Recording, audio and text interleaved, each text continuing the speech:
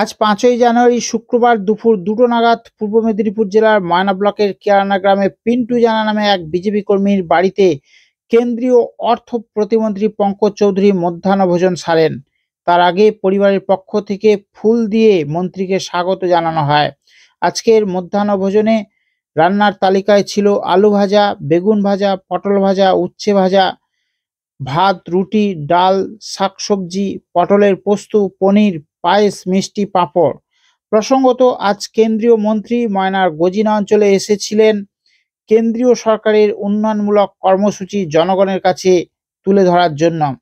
তিনি আসা মাত্রই তাকে পুষ্প বৃষ্টিতে ভরিয়ে দেওয়া হয়।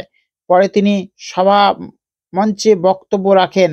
আজকের সভামঞ্চে উপস্থিত ছিলেন ময়নার বিধায়ক অশোক দিন্ডা, তমলুকের প্রাক্তন বিধায়ক তথা বর্তমান লোকসভার ইনচার্জ অশোক দিন্ডা, জেলা ইনচার্জ স্বপন দত্ত, জেলা সম্পাদক চন্দন মণ্ডল, গজিনার প্রধান খুকুরানী মণ্ডল, উপপ্রধান সৌমেন কর, বাকচার প্রধান সম্রাট সামন্ত, উপপ্রধান প্রসেনজিৎ ভৌমিক সহ জেলা ও ব্লকের একঝাঁক নেতৃত্ব ও কর্মী সমর্থকরা।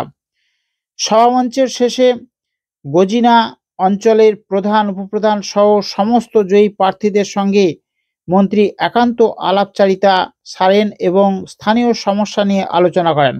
আজকের সমস্ত কর্মসূচি আগামী লোকসভা নির্বাচনকে পাখির চোখ করে সম্পন্ন করা হয় বলে জানা গিয়েছে। ময়না থেকে সুজিত মণ্ডলের রিপোর্ট, দেখুন নিউজ ময়না লাইভ। आज जो पूरे देश में विकसित भारत संकल्प यात्रा चल रहा है, पूरे देश में तो सभी गांव में जाने का लक्ष्य है सरकार का, लेकिन बंगाल में विपरीत परिस्थितियों के नाते हमारी वैन नहीं आ पा रही। तो यहाँ पे हमारे भारतीय जनता पार्टी के कार्यकर्ता जो आम जन के सहयोग के लिए संकल्प विकसित भारत संकल्प यात्रा चल रहा है कि आम जन को भारत सरकार की जो योजना है, जिनको ना मिला हो उनको पहुँचाने के लिए यात्रा चल रही है, उसमें कहीं ना कहीं बाधा बंगाल सरकार पड़ रही है। और उसके नाते हमारे कार्यकर्ताओं ने इस कार्यक्रम को स्वतः स्फूर्ति से लागू किया है।